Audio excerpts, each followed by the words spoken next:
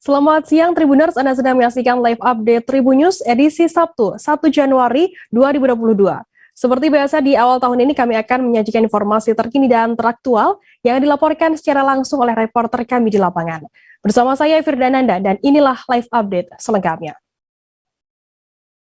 Kita ke berita pertama, saudara, sebanyak 150 personel gabungan disebar di pusat kota Kayu Agung, Kabupaten Ogan Komering Ilir pada malam tahun baru Jumat 31 Desember. Dari 150 personel gabungan tersebut terdiri dari TNI, Polri, Satpol PP, Dinas Perhubungan, dan unsur lainnya. Saat ditemui Kapolres Oki AKBP Dilianto menerangkan operasi pengamanan gabungan ini merupakan antisipasi pencegahan penyebaran COVID-19. Untuk mengetahui informasi lebih lengkapnya, saat ini kami sudah tersambung dengan jurnalis dari Tribun Sumsel, ada Winando Da Vinci di sana. Halo Nando, selamat siang. Ya, selamat siang rekan Firda. Nando, bisa Anda informasikan berapa total jumlah personel yang diturunkan dan dari berbagai instansi mana saja? Ya Firda, untuk jumlah personil yang diturunkan menjelang malam tahun baru 2022 kemarin yaitu 150 personil yang terdiri dari personil Kodim 0402 Oki, Kepolisian Polres Oki, Satpol PP, Dinas Perhubungan, BPBD, dan unsur lainnya termasuk ormas masyarakat. Winando, di titik mana saja personil ditempatkan dan apakah berjalan aman dan kondusif pada malam tahun baru kemarin?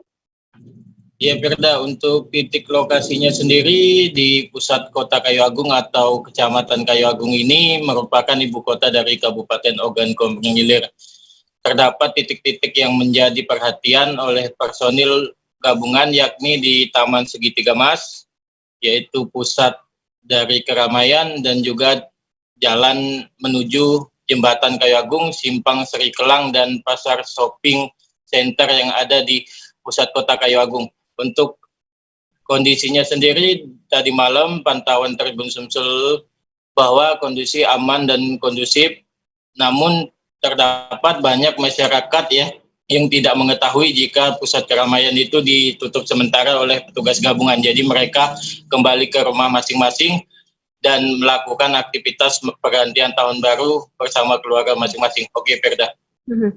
Winando, apa pesan dari pemerintah setempat sendiri kepada masyarakat di tahun baru 2022 ini? Ya Firda, kemarin kami sudah menemui Wakil Bupati Ogan Komering Ilir yaitu HM Ja'far Sodik. Menjelang tahun baru, dirinya menghimbau kepada seluruh masyarakat untuk menghabiskan aktivitas di rumah masing-masing seperti membakar jagung ataupun ayam bersama keluarga. Untuk tahun 2022 ini keinginan beliau yaitu vaksinasi 70% di Kabupaten Oki telah tercapai, namun untuk menghindari COVID-19, masyarakat dihimbau bagi yang belum melakukan vaksinasi untuk segera melakukan vaksinasi, dan targetnya tahun 2022 100% masyarakat tercapai, khususnya anak usia 6 sampai 11 tahun.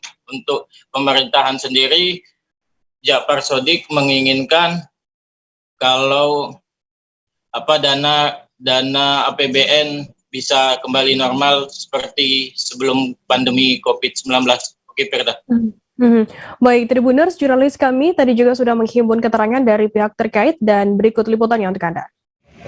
Wakil Bupati Ogan Komering Ilir, Pak, kesiapan menjelang tahun baru ini apa ini Pak, bisa dijelaskan Pak? Iya Pak, ini Alhamdulillah kemarin yang tanggal 30 sudah mulai cek pospam, mulai dari Kayu Agung sampai ke melihat persiapan dan kesiapan.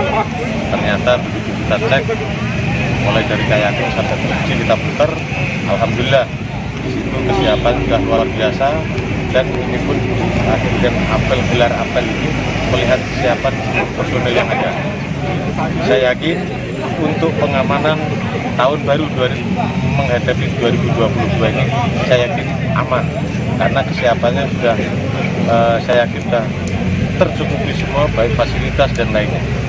Pak, untuk Kabupaten Oki tidak, untuk tahun baru ini dihimbau kepada masyarakat untuk tahun baru di rumah masing-masing. Umpama mau bakar jagung ya di rumah setelah keluarga, mau bakar ayam dan keluarga. tahun baru ini Pak, berapa personil yang dikerahkan Polres Ogan Komering Ilir Pak? Terima kasih.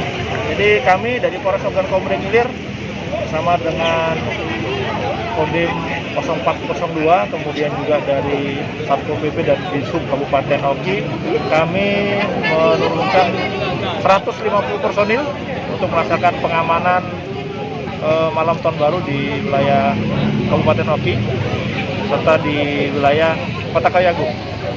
Pak, Pemkab Oki memastikan tidak ada keramaian di Kabupaten Oki ini Pak. Bila terjadi keramaian Pak, tindakan polisi Pak? Kita akan menghimbau bersama-sama dengan stakeholder yang ada, kita menghimbau kepada masyarakat untuk segera kembali ke kediaman masing-masing karena memang saat ini kita masih pandemi dan kita menghindari terjadinya penularan terkait dengan COVID-19. Pak, titik mana saja yang ditutup Pak di Kota Kayu Agung? Kita tidak melakukan penutupan jalan, tetapi kita di pusat keramaian kita lakukan pengamanan, kita tempatkan anggota-anggota kita di sana untuk menghalau apabila ada kerumunan masyarakat yang akan masuk ke tempat-tempat tersebut.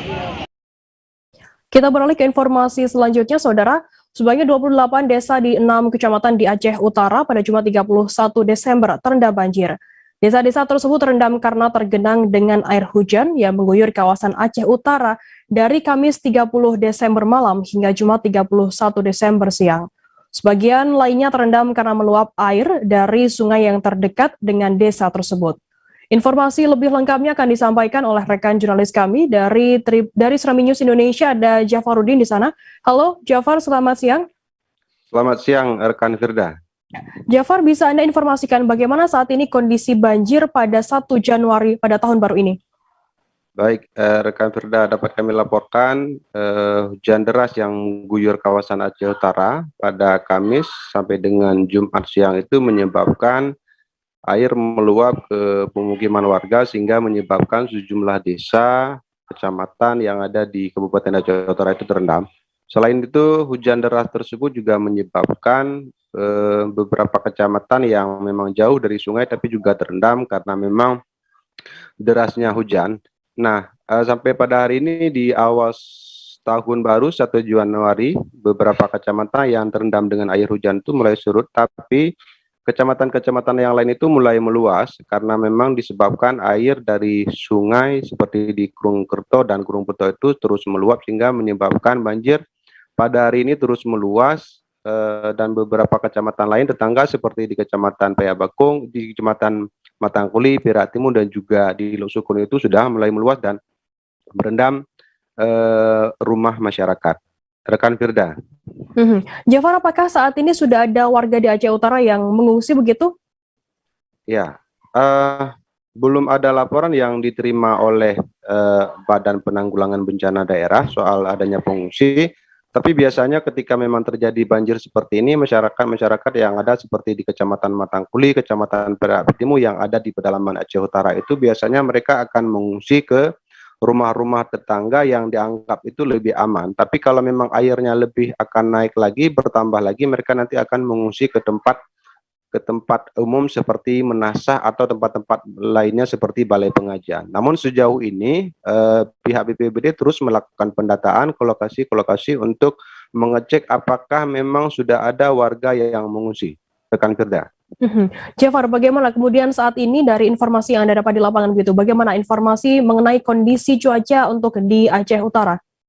Ya, 2 hari lalu Badan Meteorologi, Klimatologi, dan Geofisika di Maluku Saleh di Aceh Utara itu sudah mengeluarkan himbauan akan adanya hujan susulan atau berpotensinya terjadi hujan deras di Aceh Utara dalam beberapa hari ke depan ini. Karena itu diharapkan kepada masyarakat untuk lebih waspada, untuk lebih hati-hati mengantisipasi karena biasanya kalau sudah terjadi hujan yang terus-menerus sampai dengan beberapa hari, itu akan berpotensi terjadinya banjir seperti yang terjadi sebelumnya. Karena banjir yang terjadi di Aceh Utara ini bukan kali pertama kali, tapi sudah menjadi seperti bencana tahunan yang terjadi setiap tahun, apalagi di beberapa kecamatan yang ada di pedalaman di Aceh Utara seperti di Piraktimu, kemudian juga Kecamatan Matangkuli, Kecamatan Langkahan, Kecamatan Lensukun, itu sudah rutin setiap tahunnya itu terjadi banjir karena memang meluapnya air dari Sungai Krungkerto dan Krungpedo. Rekan Firda.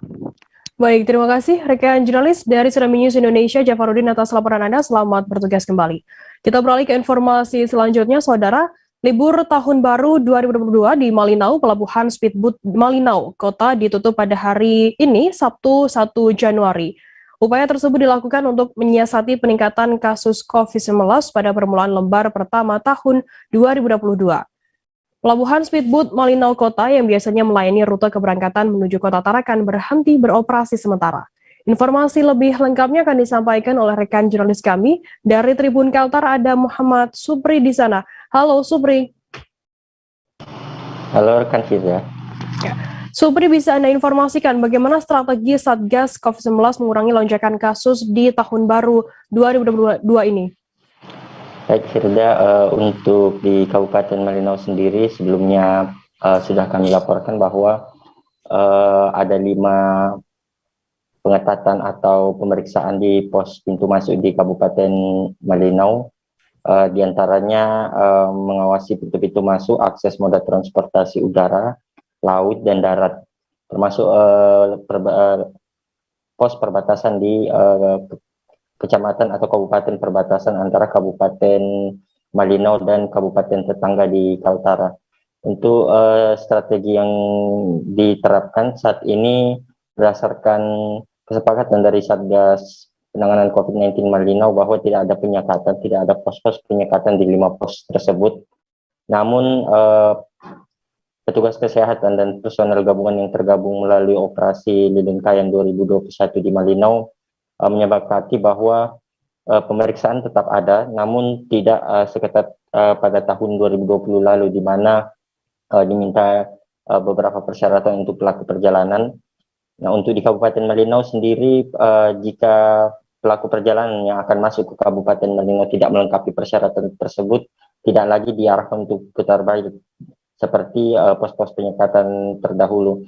Namun pelaku perjalanan akan didata, kemudian di data tersebut akan diserahkan kepada fasilitas kesehatan masyarakat terdekat atau puskesmas terdekat. Nantinya ini digunakan untuk memudahkan tracing dan tracking ketika nantinya ada lonjakan kasus di wilayah tersebut yang berujung pada lonjakan kasus di awal tahun berkaca pada tahun-tahun sebelumnya. Metode tersebut dinilai oleh Satgas Penanganan COVID-19 Malinau sebagai efektif untuk mencegah terjadinya lonjakan kasus di wilayah-wilayah sekitar wilayah ibu kota perkotaan. Supri, kemudian bagaimana langkah penanganan kasus dari aspek fasilitas dan juga SDM kesehatan di Malinau? Baik, kemarin juga Satuan Tugas Penanganan COVID-19 Malinau telah menggelar rapat bersama dengan stakeholder terkait dan masyarakat yang ada di Kabupaten Malinau, mulai jenjang perangkat desa, RT, hingga kecamatan. Kemarin sempat dilaporkan bahwa salah satu yang menjadi fokus utama dari Satgas Penanganan COVID-19 Malinau adalah upaya penanganan, di mana upaya penanganan ini sangat bergantung pada fasilitas karantina atau isolasi terpusat yang ada di Kabupaten Malinau, di mana di Kabupaten Malinau memusatkan fasilitas isolasi di Rumah Sakit Umum Daerah Kabupaten Malinau. Untuk laporan kesiapan dari Rumah Sakit Umum Daerah Malinau sendiri, telah disiagakan perawat dan dokter atau tenaga kesehatan untuk mengantisipasi kemungkinan lonjakan kasus di awal tahun baru 2022. Untuk yang paling penting adalah berdasarkan rapat tersebut adalah untuk fasilitas karantina atau isolasi suspek atau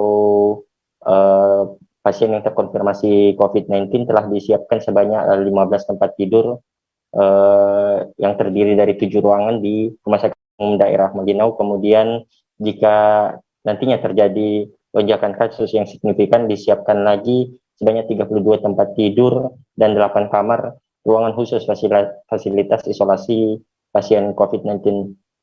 Berdasarkan data terbaru Satuan Tugas Penanganan COVID-19 Malinau, saat ini Kabupaten Malinau menerapkan PPKM level 1, di mana data terbaru juga menunjukkan bahwa belum ada peningkatan signifikan atau tidak ada sama sekali peningkatan signifikan di mana kasus aktif per hari ini tanggal 1 Januari 2022 masih bertahan di 1 kasus aktif, Firda.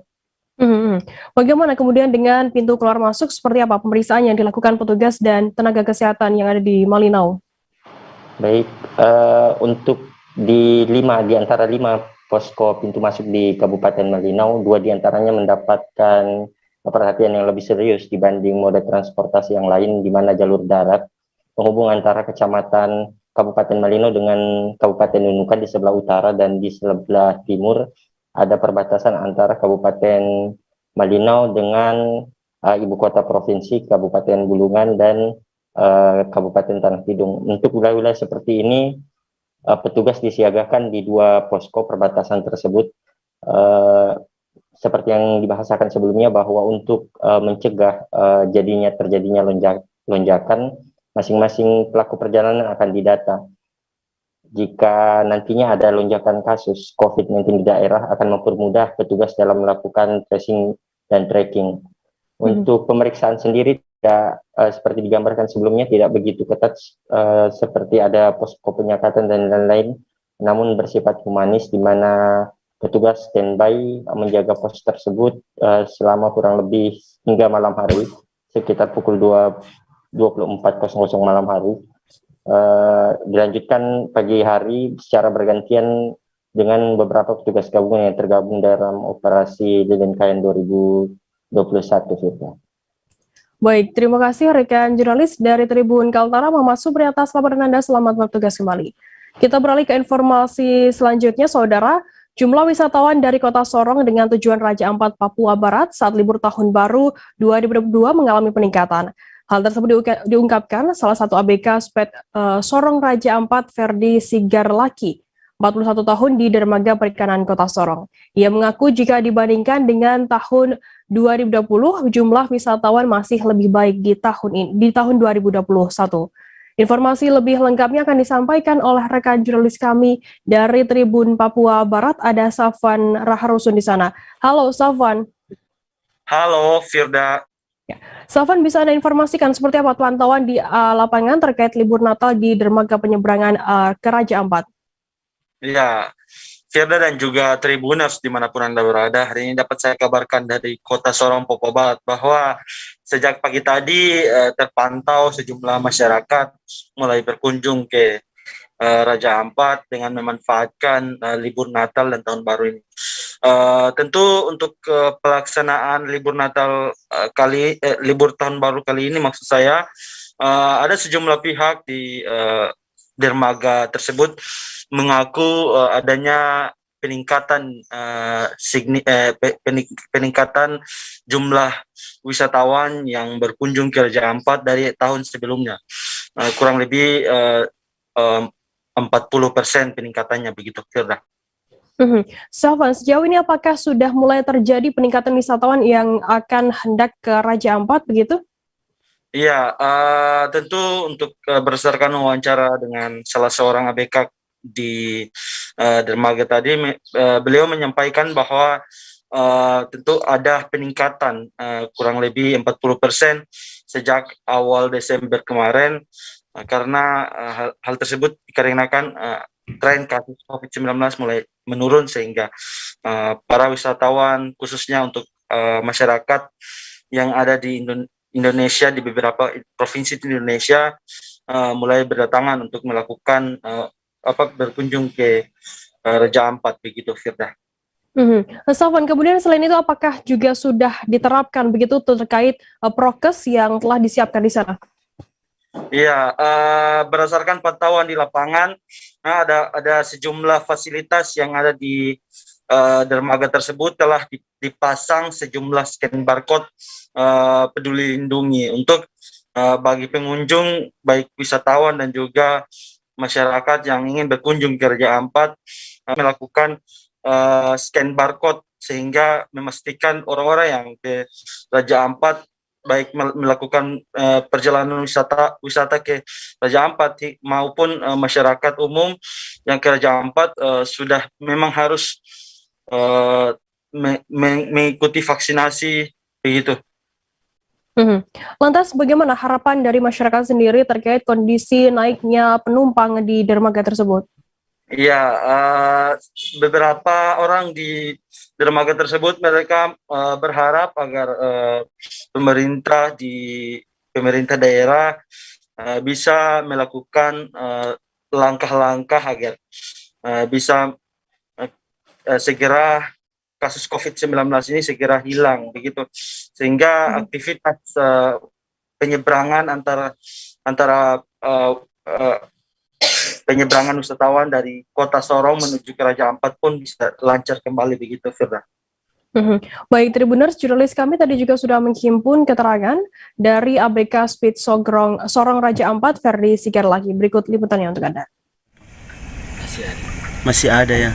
Dia mengalami peningkatan tidak seperti yang tahun lalu. Yang tahun lalu kan masih di dalam posisi COVID-19.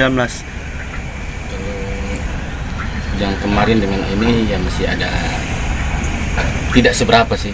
Masih bagus yang tahun ini. Yang kemarin. Yang tahun ini. Tahun ini. Yang tahun ini. Yang kemarin kan COVID-19 kan. Itu kira-kira mengalami peningkatan berapa persen ya, Bang? Artinya yang kemarin itu mungkin akan 10% lagi dari ini. Oke, berarti sekitar 40-an persennya. Untuk tahun baru ini memang ada tidak penumpang-penumpang yang pergi wisatawan yang pergi di spot-spot wisata di sana? Kalau tahun ini belum sih, karena kan ini awal tahun kan. Oke. Maksudnya liburan tahun baru ini? Mungkin ada, tapi mungkin mereka tidak dapat sini. Mungkin itu ada ya. Tetap ada ya. Kalau kita kan di sini kan sesuai prosedur yang ada. Siap. Oke, Bang, ini kan sudah mulai mengalami peningkatan ini, orang-orang yang mau ke Raja Ampat sudah mulai datang terus. Ini mungkin harapan kepada pemerintah seperti apa? Ya, harapan kita sebagai rakyat untuk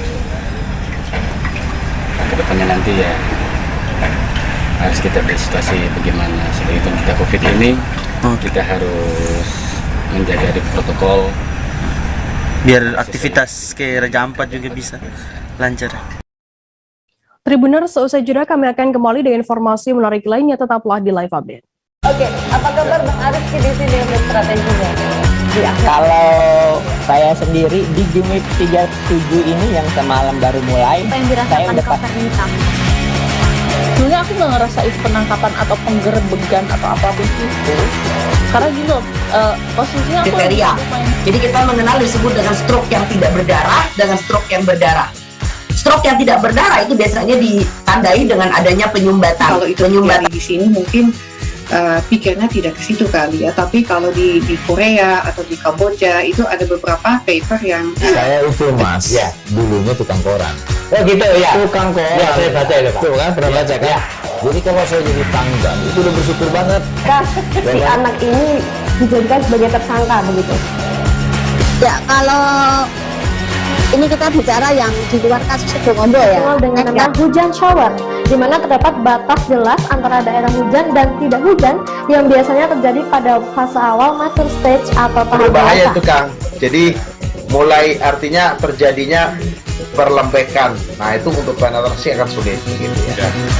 Dok, saya ini menurut saya memang tidak mudah, bukan urusan tanah diambil. Kalau misalnya Amerika Serikat sekarang, Rasulullah mengatakan dalam sebuah hadis bahwa berpuasa di 6 hari Syawal itu. Oke, apa kabar Bang Arifki di sini untuk strateginya? Kalau saya sendiri di Jumit 37 ini yang semalam baru mulai, saya udah pasti. Sebenarnya aku nggak ngerasa itu penangkapan atau penggerbegan atau apapun itu, karena gini loh, posisinya kriteria. Jadi kita mengenal disebut dengan stroke yang tidak berdarah dengan stroke yang berdarah. Stroke yang tidak berdarah itu biasanya ditandai dengan adanya penyumbatan. Kalau itu penyumbatan di sini mungkin pikirnya tidak ke situ kali ya, tapi kalau di Korea atau di Kamboja itu ada beberapa paper yang saya itu Mas, ya dulunya tukang koran. Oh gitu ya, tukang koran. Ya saya baca itu Pak. Tuh kan pernah baca kan? Ya. Jadi kalau saya jadi tanggal itu udah bersyukur banget. Si anak ini dijadikan sebagai tersangka begitu. Ya, kalau ini kita bicara yang di luar kasus Sibolga ya. Dengan nama hujan shower, di mana terdapat batas jelas antara daerah hujan dan tidak hujan yang biasanya terjadi pada fase awal mature stage atau tahap Berbahaya dewasa. itu Kang. Jadi mulai artinya terjadinya perlembekan. Nah itu untuk penetrasi akan sulit gitu ya. Dok, saya ini menurut saya memang tidak mudah, bukan urusan tanah diambil. Kalau misalnya Amerika Serikat sekarang, Rasulullah mengatakan dalam sebuah hadis bahwa berpuasa di 6 hari Syawal itu. Oke, apa kabar Bang Arif di sini untuk strateginya? Kalau saya sendiri di Jumip 37 ini yang semalam baru mulai, Apa yang saya dirasakan udah Kak Nita? Sebenarnya aku nggak ngerasa itu penangkapan atau penggerebegan atau apapun itu. Karena gini loh, posisinya aku Kriteria. Jadi kita mengenal disebut dengan stroke yang tidak berdarah dengan stroke yang berdarah. Stroke yang tidak berdarah itu biasanya ditandai dengan adanya penyumbatan. Kalau itu terjadi di sini mungkin pikirnya tidak ke situ kali ya, tapi kalau di Korea atau di Kamboja itu ada beberapa paper yang saya itu Mas, ya dulunya tukang koran. Oh gitu ya. Tukang koran. Ya, saya baca itu Pak. Tuh kan pernah baca kan? Jadi kalau saya jadi tanggal itu udah bersyukur banget. Si anak ini dijadikan sebagai tersangka begitu. Ya, kalau ini kita bicara yang di luar kasus Sibolga ya. Dengan nama hujan shower, di mana terdapat batas jelas antara daerah hujan dan tidak hujan yang biasanya terjadi pada fase awal mature stage atau tahap Berbahaya dewasa. itu Kang. Jadi mulai artinya terjadinya perlembekan. Nah itu untuk penetrasi akan sulit gitu ya. Dok, saya ini menurut saya memang tidak mudah, bukan urusan tanah diambil.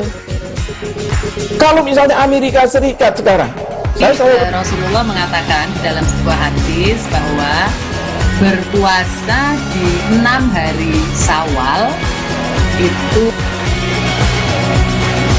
Oke, apa kabar Bang Arif di sini untuk strateginya? Kalau saya sendiri di Jumip 37 ini yang semalam baru mulai, Apa yang saya dirasakan udah Kak Nita? Sebenarnya aku nggak ngerasa itu penangkapan atau penggerebegan atau apapun itu. Karena gini loh, posisinya aku Kriteria. Jadi kita mengenal disebut dengan stroke yang tidak berdarah dengan stroke yang berdarah. Stroke yang tidak berdarah itu biasanya ditandai dengan adanya penyumbatan. kalau itu terjadi di sini mungkin pikirnya tidak ke situ kali ya, tapi kalau di Korea atau di Kamboja itu ada beberapa paper yang saya itu Mas, ya dulunya tukang koran. Oh gitu ya. Tukang koran. Ya, saya baca itu Pak. Tuh kan pernah baca kan? Jadi kalau saya jadi tanggal itu udah bersyukur banget. Si anak ini dijadikan sebagai tersangka begitu. Ya, kalau ini kita bicara yang di luar kasus Sibolga ya. Dengan nama hujan shower, di mana terdapat batas jelas antara daerah hujan dan tidak hujan yang biasanya terjadi pada fase awal mature stage atau tahap Berbahaya dewasa. itu Kang. Jadi mulai artinya terjadinya perlembekan. Nah itu untuk penetrasi akan sulit gitu ya. Dok, saya ini menurut saya memang tidak mudah, bukan urusan tanah diambil. Kalau misalnya Amerika Serikat sekarang, Rasulullah mengatakan dalam sebuah hadis bahwa berpuasa di 6 hari Syawal itu. Oke, apa kabar Bang Arif di sini untuk strateginya? Kalau saya sendiri di Jumip 37 ini yang semalam baru mulai, Apa yang saya dirasakan udah Kak Nita? Sebenarnya aku nggak ngerasa itu penangkapan atau penggerebegan atau apapun itu. Karena gini loh, posisinya aku Kriteria. Jadi kita mengenal disebut dengan stroke yang tidak berdarah dengan stroke yang berdarah.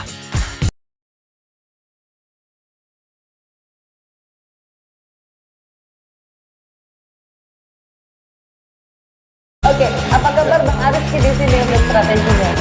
Kalau saya sendiri di Jumip 37 ini yang semalam baru mulai, Apa yang saya dirasakan udah Kak Nita? Sebenarnya aku nggak ngerasa itu penangkapan atau penggerebegan atau apapun itu. Karena gini loh, posisinya aku Kriteria. Jadi kita mengenal disebut dengan stroke yang tidak berdarah dengan stroke yang berdarah. Stroke yang tidak berdarah itu biasanya ditandai ditandai dengan adanya penyumbatan. Kalau itu terjadi di sini mungkin pikirnya tidak ke situ kali ya, tapi kalau di Korea atau di Kamboja itu ada beberapa paper yang Saya itu mas, ya dulunya tukang koran. Oh gitu ya. Tukang koran. Ya, saya baca itu Pak. Tuh kan, pernah baca kan? Ya. Jadi kalau saya jadi tanggal, itu udah bersyukur banget. Terima kasih Anda masih bersama kami di live update. Kita beralih ke informasi selanjutnya, Saudara. Ratusan bahkan ribuan kendaraan di Kota Batam, Kepulauan Riau terjebak banjir bandang di sejumlah titik jalan utama pada malam pergantian tahun 2021. Guyuran hujan disertai angin kencang mengakibatkan arus lalu lintas jalan raya lumpuh total. Air setinggi lutut merendam kendaraan, tak sedikit kendaraan yang mogok akibat air masuk ke dalam knalpot. Informasi lebih lengkapnya akan disampaikan oleh rekan jurnalis kami dari Tribun Batam, ada Beres Lumantobing di sana. Halo Beres. Halo rekan Firda. Ya, Beres, bisa Anda informasikan bagaimana suasana pergantian malam tahun baru di Kota Batam kemarin? Oke, baik. Saya informasikan bahwa suasana menyambut pergantian malam tahun baru di Kota Batam sangat ataupun seperti malam kelabu begitu. Nah, terjadi antrian panjang di sejumlah titik arus lalu lintas jalan utama yang ada di Kota Batam. Antrian kendaraan bahkan mengular begitu, diperkirakan dari 3 hingga 5 km. Nah, lantaran guyuran hujan, bahkan kondisi air juga setinggi lutut kaki begitu. Jadi kendaraan bahkan lumpuh total, ada yang bergerak dari sore hari hingga malam hari. Bahkan dalam proses pergantian malam tahun baru, sejumlah warga menghabiskan waktu di jalan raya gitu. Beres, seperti apa untuk kondisi arus lalu lintas jalan tersebut saat banjir melanda? Nah, kondisi arus lalu lintas saat banjir ataupun pada malam pergantian tahun baru, itu kondisi kendaraan mengalami antrian yang cukup panjang, bahkan bisa dikatakan lumpuh total. Jadi banyak kendaraan jalan lintas utama itu lumpuh total, tidak ada pergerakan kendaraan. Jadi banyak warga yang menghabiskan malam tahun baru di sepanjang lalu lintas jalan utama yang ada di Kota Batam. Kondisi air juga tadi setinggi lutut, banyak kendaraan yang terpaksa mogok. Warga juga mencari alternatif jalan pintas, namun semua titik-titik yang ada di ataupun jalan utama ataupun jalan kecil yang ada di Kota Batam penuh dengan kendaraan gitu. Beres, untuk hari ini 1 Januari apakah kondisi air sudah surut begitu? Baik. Untuk kondisi hari ini per 1 Januari arus lalu lintas sudah mulai terpantau berjalan lancar, kondisi air juga sudah surut, jadi ya sudah normal, sudah seperti biasa. Demikian rekan Firda. Baik, terima kasih rekan jurnalis dari Tribun Batam, Beres Lumantobing, atas laporan Anda. Selamat bertugas kembali. Kita beralih ke informasi selanjutnya, Saudara. Ratusan muda-mudi nekat merayakan malam tahun baru di pusat kota Bandar Lampung pada Jumat 31 Desember malam hingga Sabtu 1 Januari 2022 dini hari. Mereka berkumpul di beberapa titik di pusat kota. Saat detik-detik menjelang pergantian tahun, muda-mudi khususnya yang mengendarai sepeda motor meminta aparat membuka jalan menuju Tugu Adipura yang sebelumnya disekat. Beberapa menit berselang setelah pergantian tahun, mereka nekat menerobos marka penutup jalan. Untuk mengetahui informasi lebih lengkapnya, saat ini kami sudah tersambung dengan jurnalis dari Tribun Lampung, ada Kiki Adi Pratama di sana. Halo Kiki. Halo rekan Firda. Ya. Kiki, bisa Anda informasikan di mana saja titik keramaian yang muncul di pusat kota saat malam tahun baru kemarin? Baik, untuk di Kota Bandar Lampung setidaknya udah ada 4 titik keramaian yang ditimbulkan karena untuk merayakan pergantian malam tahun baru. Pertama, yakni di titik utama ada di Taman Gajah atau Taman Elephant Park Kota Bandar Lampung, kemudian juga ada di Tugu Adipura, kemudian juga di PKOR dan di Ramayana di Jalan Raden Intan, Tanjung Karang Pusat, Kota Bandar Lampung. Di 4 titik ini berbeda tempat dengan berbeda tingkat keramaian. Mereka terus mencari alternatif supaya pemerintah, khususnya aparat kepolisian, bisa memberikan ruang untuk mereka yang ingin merayakan pergantian malam tahun baru 2022. Jadi untuk kendaraan pun sempat lumpuh ataupun sempat bertumpuk ya, karena memang mereka menginginkan untuk bisa masuk ke titik utama di Tugu Adipura. Begitu rekan Firda. Kiki, terkait aksi nekat para pengendara yang menerobos penyekatan polisi ini, bagaimana situasinya pada saat itu? Untuk di titik utama yang ada di Tugu Adipura, mereka kan menginginkan untuk masuk ke Tugu Adipura. Nah, sebelumnya mereka berkumpul di Taman Elephant Park ataupun Taman Gajah, sehingga penumpukan massa terjadi di situ. Jadi tidak ada arus kendaraan yang bisa bergerak di situ karena memang mereka menumpuk dan bahkan mereka menggunakan motor, kemudian mobil mereka menggeber-geber kendaraannya, meminta aparat kepolisian bisa membuka marka jalan untuk mereka bisa masuk ke Tugu Adipura. Dan suasananya cukup ramai ya, cukup sorak-sorai pun terus diteriakan oleh mereka. Begitu rekan Firda.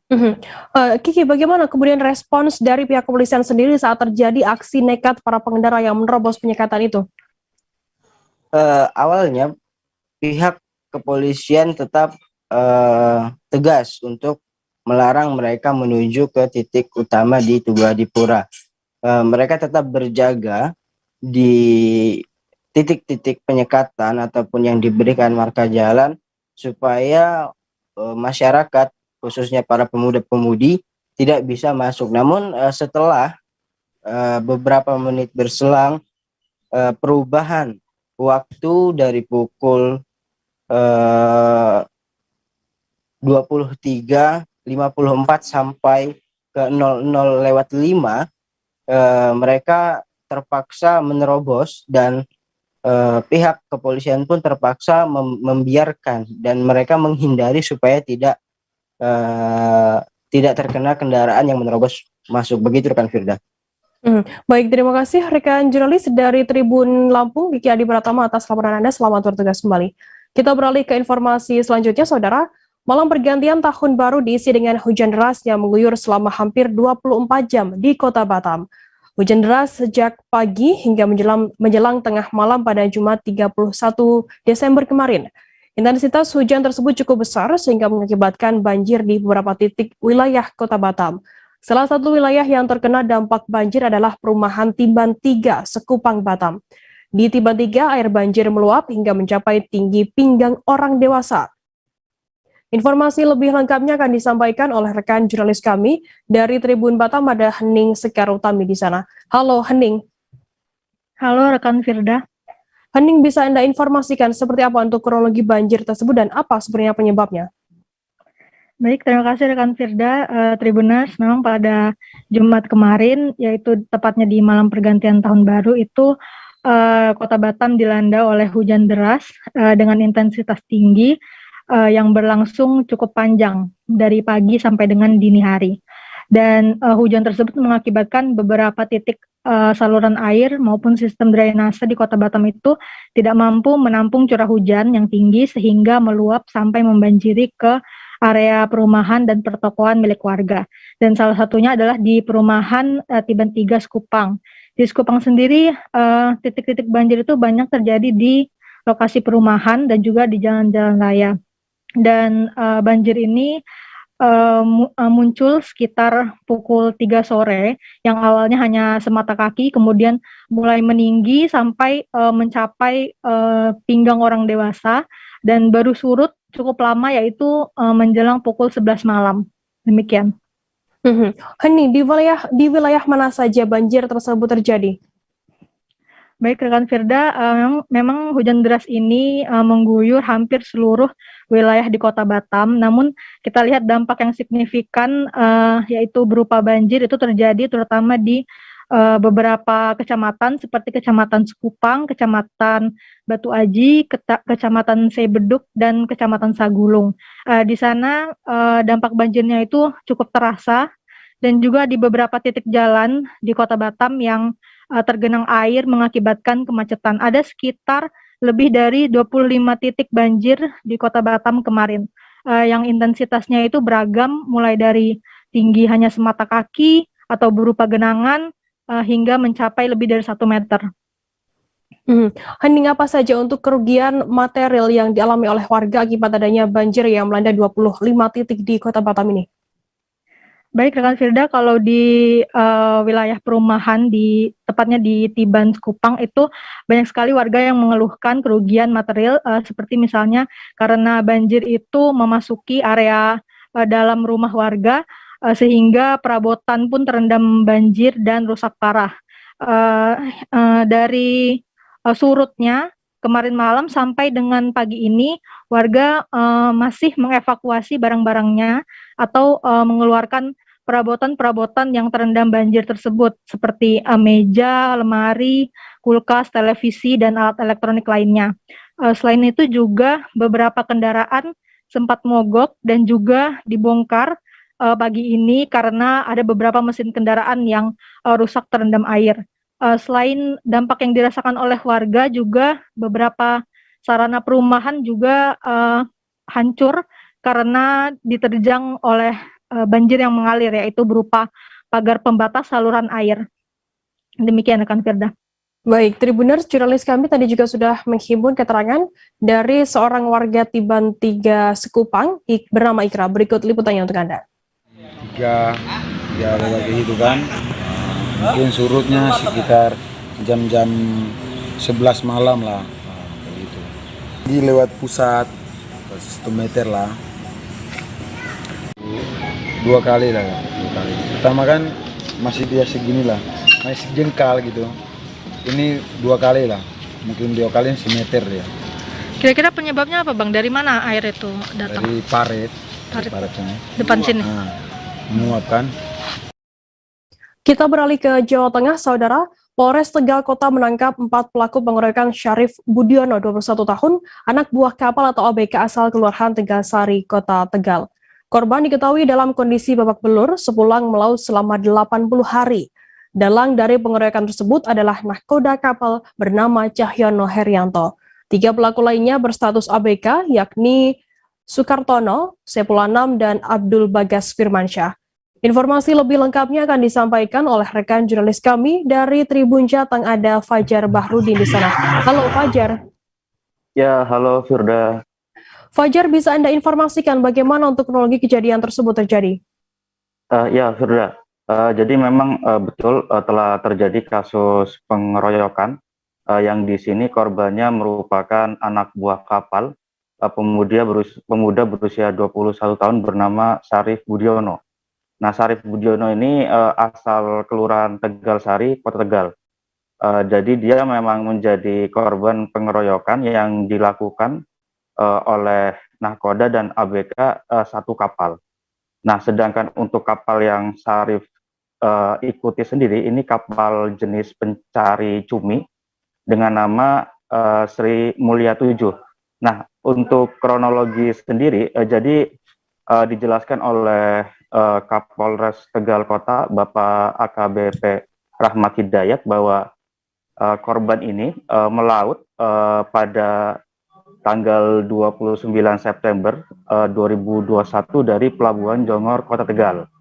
Nah, kemudian selama 1 bulan melaut itu pada sekitar November, nah korban ini mendapat pengeroyokan atau aniaya dari rekan satu kapalnya, ya, satu ABK kapal tersebut.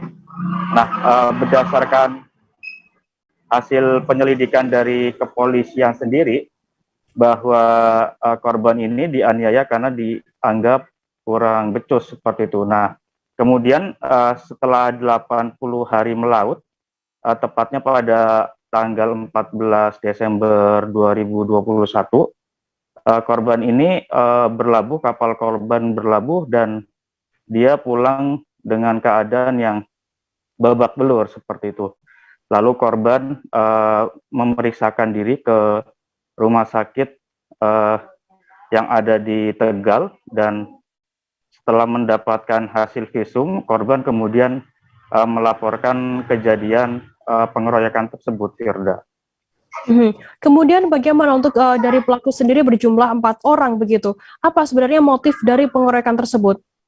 Ya betul, Firda. Jadi memang dalam kasus ini kepolisian telah menetapkan bahwa pelaku ini berjumlah 4 orang. Dan satu di antaranya itu adalah dalang. Dalangnya sendiri merupakan nahkoda yang bernama Cahyono. Jadi Cahyono ini disebutkan tidak menganggap kerja korban ini tidak becus atau kurang benar.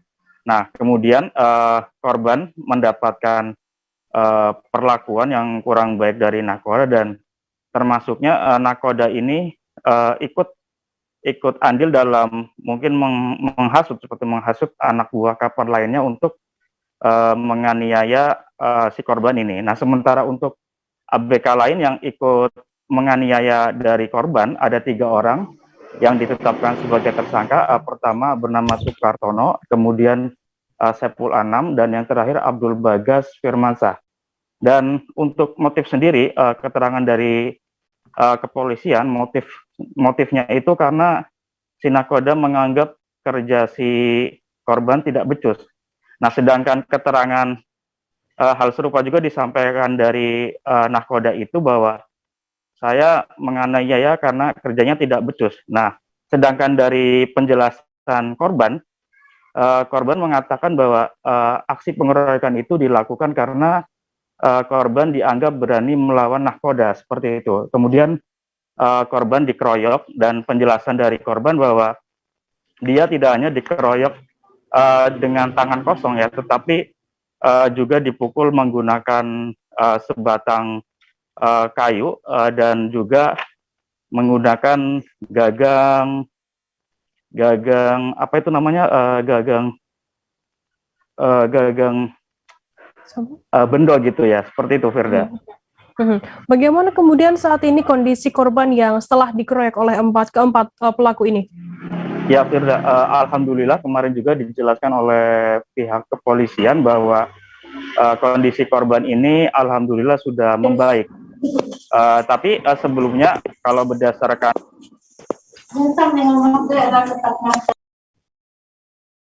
silakan dilanjutkan. Berdasarkan hasil visum dari rumah sakit bahwa korban ini mengalami luka yang cukup parah. Salah satunya itu tangan kanan korban mengalami patah tulang, lalu kulit mengelupas, dan ada luka robek di bagian leher dan kepala, seperti itu, Firda. Kemudian para pelaku ini nantinya akan dijerat pasal berapa dan berapa tahun hukuman penjara untuk para pelaku? Nah, untuk pelaku sendiri saat ini memang sudah ada di balik jeruji yang ada di kantor kepolisian. Mereka dijerat dengan pasal 170 Kitab Undang Hukum Pidana tentang kekerasan yang dilakukan di muka umum secara bersama-sama. Nah, ancaman hukuman sendiri mereka diancam dengan hukuman 5 tahun 6 bulan penjara. Dan dari kasus ini juga kepolisian meminta kepada masyarakat barangkali mendapatkan kasus serupa yang itu dianiaya atau dikeroyok oleh rekan kerjanya, itu dapat melaporkan kepada kepolisian, seperti itu, Firda. Baik, Tribuners, jurnalis kami tadi juga sudah menyimak keterangan dari seorang tersangka atau nahkoda kapal bernama Cahyono dan juga Kapolres Tegal Kota KBP Rahmat Hidayat. Berikut liputannya untuk Anda. Gimana di kapal? Karena dia ini kalau kerja nggak sudah bagus lah. Ya tetap nggak boleh, orang jangan digebukin gitu. Bukan cepat, ya bukan cepat ya. Mengurangi temponya agar ada berapa awak kapal di sana? Mungkin lebih cepat. Sama saya 12. Ya. Kalau ini saja. Yang lain udah pada berangkat lagi, Pak. Berlayar sejak 29 September 2021 berangkat dari terminal atau dari dermaga Johor Kota Tegal. Ya, kemudian melaut. Kemudian pada saat melaut, si korban dalam hal ini saudara SB, warga Tegal Sari,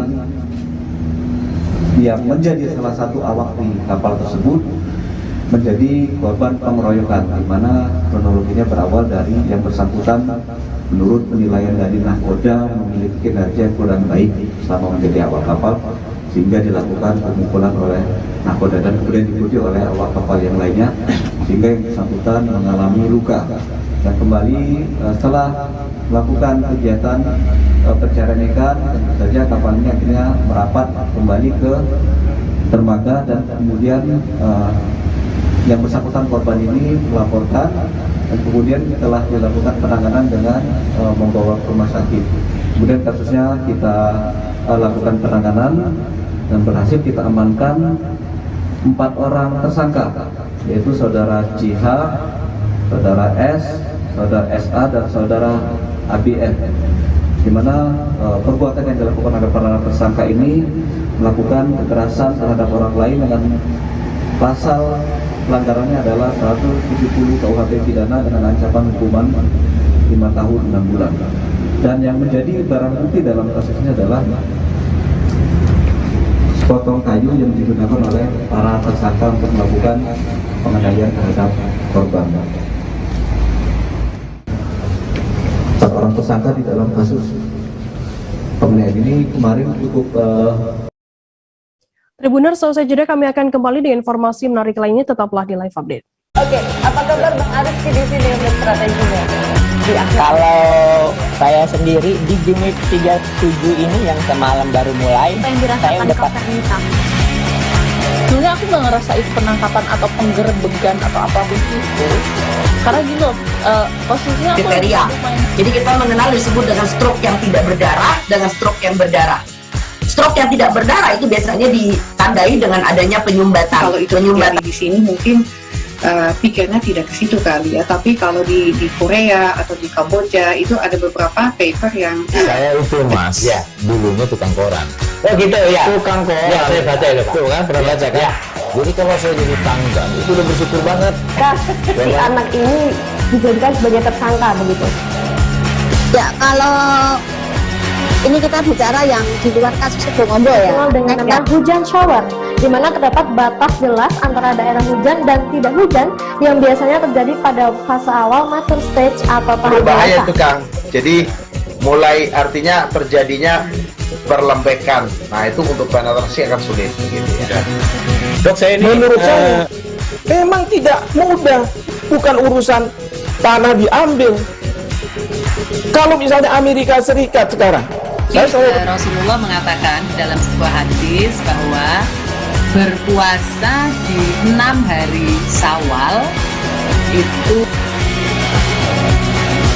Oke, apa kabar Bang Aris di sini untuk strateginya? Kalau saya sendiri di unit 37 ini yang semalam baru mulai, saya udah Sebenarnya aku nggak ngerasa itu penangkapan atau penggerebegan atau apapun itu, karena gini loh, posisinya aku kriteria. Jadi kita mengenal disebut dengan stroke yang tidak berdarah dengan stroke yang berdarah. Stroke yang tidak berdarah itu biasanya ditandai dengan adanya penyumbatan. Kalau itu penyumbatan di sini mungkin pikirnya tidak ke situ kali ya, tapi kalau di Korea atau di Kamboja itu ada beberapa paper yang saya itu mas, ya dulunya tukang koran. Oh gitu ya, Tukang koran. Ya, saya baca itu Pak. Tuh kan, pernah baca kan? Ya. Jadi kalau saya jadi tanggal itu udah bersyukur banget. Si anak ini dijadikan sebagai tersangka begitu. Ya, kalau ini kita bicara yang di luar kasus Situbondo ya. Dikenal dengan nama hujan shower, di mana terdapat batas jelas antara daerah hujan dan tidak hujan yang biasanya terjadi pada fase awal mature stage atau tahap Berbahaya dewasa. itu Kang. Jadi mulai artinya terjadinya perlembekan. Nah itu untuk penetrasi akan sulit gitu ya.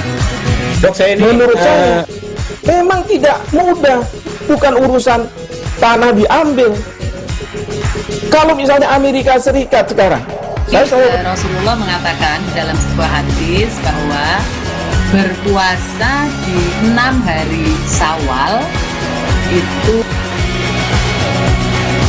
Oke, apa kabar Bang Aris di sini Kalau saya sendiri di Jumit 37 ini yang semalam baru mulai, saya udah sebenarnya aku nggak ngerasa itu penangkapan atau penggerebegan atau apapun itu, karena gini loh, posisinya aku kriteria. Jadi kita mengenal disebut dengan stroke yang tidak berdarah dengan stroke yang berdarah. Stroke yang tidak berdarah itu biasanya ditandai dengan adanya penyumbatan. Kalau itu terjadi di sini mungkin pikirnya tidak ke situ kali ya, tapi kalau di Korea atau di Kamboja itu ada beberapa paper yang saya itu mas, ya dulunya tukang koran. Oh gitu ya. Tukang koran. Ya saya baca itu Pak. Tuh kan pernah baca kan? Ya. Jadi kalau saya jadi tangga itu udah bersyukur banget. Si anak ini dijadikan sebagai tersangka begitu.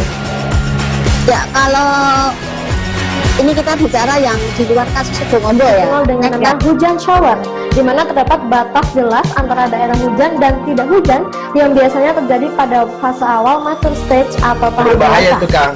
Jadi mulai artinya terjadinya perlembekan. Terima kasih Anda masih bersama kami di live update. Kita beralih ke informasi selanjutnya, saudara. Warga Tenggarong, Kabupaten Kutai Kartanegara atau Kukar digegerkan dengan adanya tragedi berdarah pada Jumat 31 Desember kemarin. Seorang pria berinisial AP melakukan pembacokan terhadap istrinya, EA, dan seorang pria berinisial K yang diduga sebagai selingkuhan sang istri. K sendiri juga dikenal sebagai sepupu dari istri tersangka. Informasi lebih lengkapnya akan disampaikan oleh rekan jurnalis kami dari Tribun Kaltim, ada Aris Joni di sana. Halo Aris. Halo Firda. Aris, bisa Anda informasikan bagaimana untuk kronologi kejadian pembacokan tersebut? Iya, pada Jumat kemarin bertepatan waktu sedang berlangsungnya atau sudah mau selesai pada saat salat Jumat, itu terjadi sebuah insiden berdarah di mana di sekitar Kelurahan Melayu, Kecamatan Tenggarong, Kabupaten Kutai Kartanegara terjadi peristiwa pembacokan yang dilakukan oleh AP, yaitu suami dari EA yang memergoki istrinya sedang bersenggawa di dalam sebuah rumah miliknya, di mana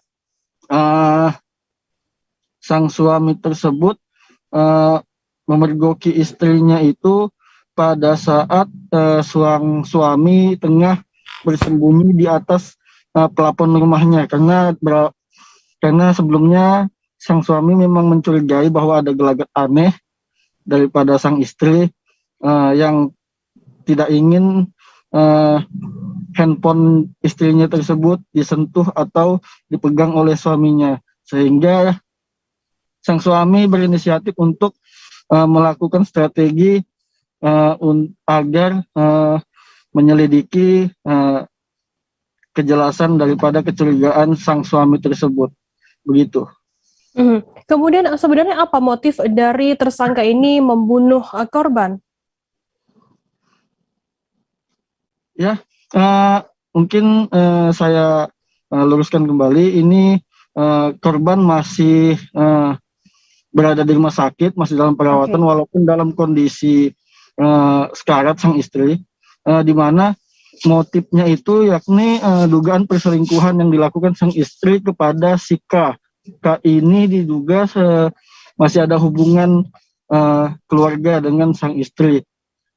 Namun sang suami sendiri sudah mencurigai adanya dugaan perselingkuhan tersebut sudah sekitar seminggu atau 2 minggu yang lalu, sehingga sang suami melakukan investigasi lah bahasanya untuk memastikan bahwa itu benar perselingkuhan itu. Jadi dia beralasan untuk pamit ke desa Jonggon karena sang suami ini memang aktivitas kebanyakan di luar karena berdagang. Jadi di rumah hanya 2 hari, kemudian berangkat lagi pergi berdagang sampai ke Kubar, sampai 5-6 hari baru pulang, seperti itu. Jadi pada saat pamit dengan istri, sang suami kembali diam-diam melewat pintu belakang dan naik ke dalam plafon. Selama 2 jam menunggu, barulah sang istri datang membawa sikat tersebut. disitulah akhirnya terjadi insiden berdarah. Sang istri dan selingkuhannya dibacok menggunakan senjata tajam jenis pisau parang pemotong daging. Tapi si selingkuhannya ini sempat kabur tanpa tak berbusana. Infonya seperti itu. Kemudian bagaimana saat ini kondisi dari kedua korban yang dibacok oleh pelaku ini? Kalau selingkuhannya itu sempat dibacok oleh tersangka sang suami, namun sempat kabur melalui jendela. Sementara kesal dengan perbuatan itu, sehingga sang suami melampiaskan kepada istri. Nah, saat ini kondisi istrinya sudah dibawa ke rumah sakit dan informasi yang kami dapat dalam kondisi sekarat seperti itu. Kemudian bagaimana Aris untuk perkembangan dari kasus pembacokan tersebut untuk saat ini? Ya, untuk saat ini si suami atau tersangka sudah berada di tahanan Polsek Tenggarong, di mana setelah melakukan pembacokan itu sang suami ya tidak berselang waktu lama menyerahkan diri ke Polsek, dan saat ini sudah ditangani oleh pihak Polsek Tenggarong dan sudah ditahan. Ya, baik, terima kasih rekan jurnalis dari Tribun Kaltim Aris Joni atas laporan Anda. Selamat bertugas kembali. Kita beralih ke informasi selanjutnya, Saudara. Sepanjang tahun 2021, Polda Kalimantan Barat telah melakukan pemberhentian tidak dengan hormat sejumlah personil kepolisian. Selain itu, saat ini pun Polda Kalbar sedang memproses pidana 6 anggotanya. Kabid Humas Polda Kalimantan Barat, Kombes Pol Doni Charlesko mengatakan sejumlah personel dipecat karena kasus disersi, kasus narkoba, dan kasus asusila. Untuk mengetahui informasi lebih lengkapnya, saat ini kami sudah tersambung dengan jurnalis dari Tribun Pontianak, ada Ferianto di sana. Halo Ferry. Ya, selamat siang Firda. Ya, Ferry, bisa Anda informasikan total ada berapa jumlah anggota kepolisian dari Polda Kalbar yang dipecat pada tahun 2021? Dan untuk pada tahun 2021 sendiri, informasi terkini dari Kabid Humas Polda Kalimantan Barat, Kombes Pol Doni Charlesko pada saat konferensi pers akhir tahun kemarin itu tidak ada 14 personel dari Polda Kalimantan Barat yang yang dipecat dengan tidak hormat oleh Polda Kalimantan Barat. Sudah. Kemudian dari jumlah tersebut kasus apa yang paling banyak? Nah, untuk dari 14 yang dipecat tersebut, 9 itu merupakan kasus disersi, kemudian ada kasus narkoba, dan 2-nya itu kasus asusila, Firda. Ferry, apakah ada kasus yang menarik perhatian publik dari keempat kasus yang Anda ungkapkan tadi? Nah, dari 14 kasus ini ada dua kasus ya sebenarnya menjadi perhatian publik ini terkait dengan tindakan asusila dari anggota personel dari Polda Kalimantan Barat ini, dan yang paling menarik perhatian itu satu tidak di Polresta Pontianak, itu di mana pada tahun 2020 lalu saat seorang anggota Satlantas Polresta Pontianak itu melakukan tindakan asusila terhadap seorang pengendara yang ditilangnya. Kemudian kasus tersebut ini menarik perhatian publik bahkan sampai di nasional, Firda. Dan kemudian pada tahun 2021 ini yang bersangkutan anggota Satlantas tersebut yang melakukan tindakan asusila terhadap pengendara yang ia tilang, yang itu merupakan anak di bawah umur ya, itu sudah dilakukan pemecatan dengan tidak hormat. Yang kemarin pada beberapa bulan lalu itu upacara pemberian tidak dengan hormatnya langsung dipimpin oleh Kapolresta Pontianak, Firda. Kemudian Ferry, bagaimana komitmen dari Polda Kalbar sendiri terhadap anggotanya yang bermasalah ini? Kemarin itu pada saat konferensi pers di Mapolda Kalbar sendiri yang dibuka oleh Kapolda Kalimantan Barat, Kabid Humas Polda Kalimantan Barat itu Kombes Pol Doni Charlesko menegaskan bahwa pihaknya tidak akan pandang bulu dalam melakukan penegakan hukum ya, baik itu kepada masyarakat maupun terhadap anggotanya sendiri yang memang melakukan tindak pidana atau menyalahi aturan dari kepolisian. Bila mana memang terbukti bersalah, maka pihak kepolisian dari Polda Kalimantan Barat tidak segan-segan untuk memberikan rekomendasi pemecatan langsung.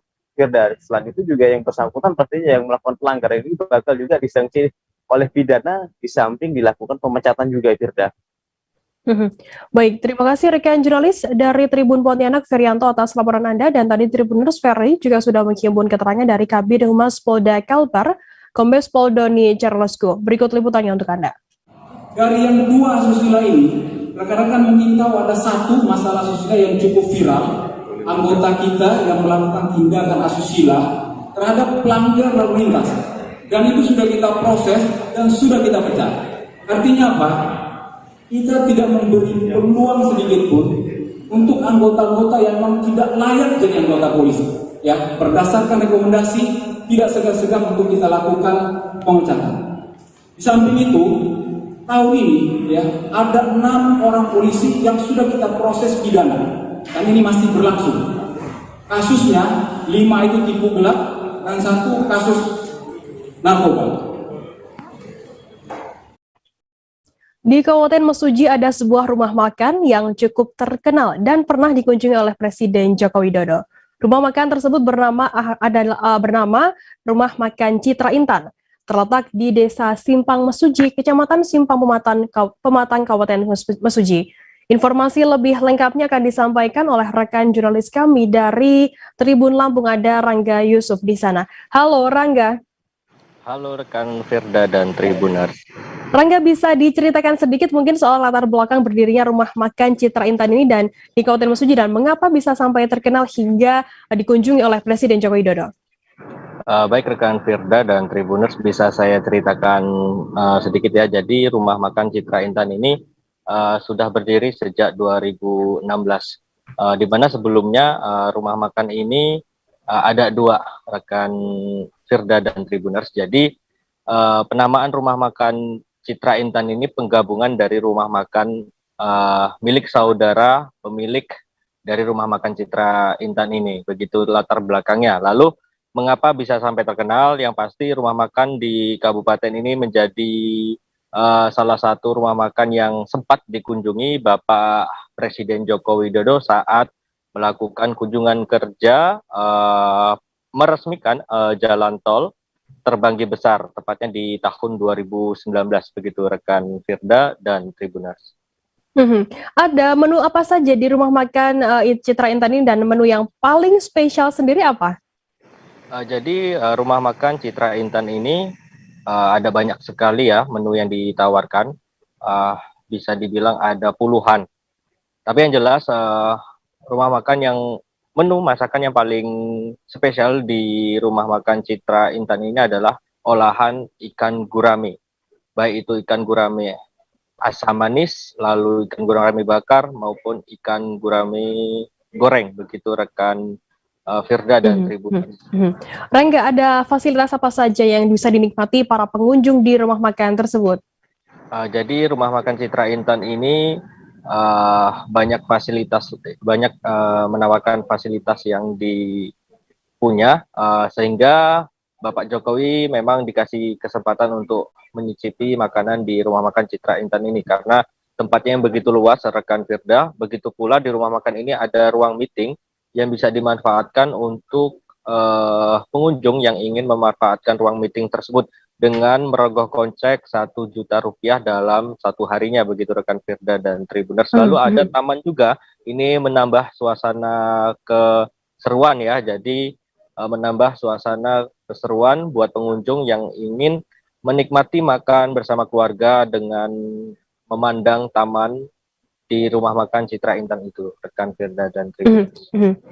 Jika Tribuners ingin berkunjung ke Rumah Makan Citra Intan ini di Lampung ini, bagaimana kemudian untuk rute dan jam operasional buka dan tutupnya? Baik rekan Firda, jadi rutenya itu untuk keberadaan Rumah Makan Citra Intan ini berada tepat di Desa Simpang Mesuji, atau lebih tepatnya di Tikungan, dekat Tikungan, Jalan Lintas Timur, Pasar Simpang Pematang, Desa Simpang Mesuji, Kecamatan Simpang Pematang, Kabupaten Mesuji. Nah, jika ini pengunjung dari Bandar Lampung, bisa melalui jalan tol, lalu keluar di exit tol Simpang Pematang. Nah, dari exit tol Simpang Pematang, ambil arah ke kanan. Dari situ menuju Desa Simpang Mesuji atau Pasar Simpang Pematang. Nah, dari Tikungan Jalintim, Pasar Simpang Pematang, kurang lebih 100 meter, rekan Firda. Untuk jam operasionalnya dibuka dari pagi sampai malam begitu rekan Firda dan Tribunas. Baik, terima kasih rekan jurnalis dari Tribun Lampung Rangga Yusuf atas laporan Anda. Selamat bertugas kembali. Kita beralih ke informasi selanjutnya, Saudara. Jembatan di wilayah Desa Tambak Boyo, Kecamatan Tawangsari, Sukoharjo, Jawa Tengah, roboh saat masih dalam proses pengerjaan pada Jumat 31 Desember kemarin. Suwarni, 45 tahun, pemilik warung di sekitar jembatan yang bernilai lebih dari 10 miliar tersebut, mengaku menyaksikan detik-detik saat jembatan roboh. Menurutnya peristiwa tersebut terjadi sangat cepat. Saat itu sekitar pukul 9:30 waktu Indonesia Barat sedang sibuk melakukan pekerjaan di warung miliknya. Informasi lebih lengkapnya akan disampaikan oleh rekan jurnalis kami dari Tribun Solo, ada Erlangga Bima Sakti di sana. Halo Bima. Halo Firda. Bima, bisa Anda informasikan bagaimana untuk kronologi robohnya jembatan tersebut yang berada di wilayah Desa Tambak Boyo, Kecamatan Tawangsari, Sukoharjo ini? Oh ya, terima kasih. Jadi pada hari Jumat kemarin sekitar pukul 9.30 saat itu sejumlah pekerja memang sedang mengerjakan jembatan tersebut dalam proses penyempurnaan. Jadi memang belum selesai jembatan itu, baru dibangun sejak bulan Oktober lalu. Jadi kemarin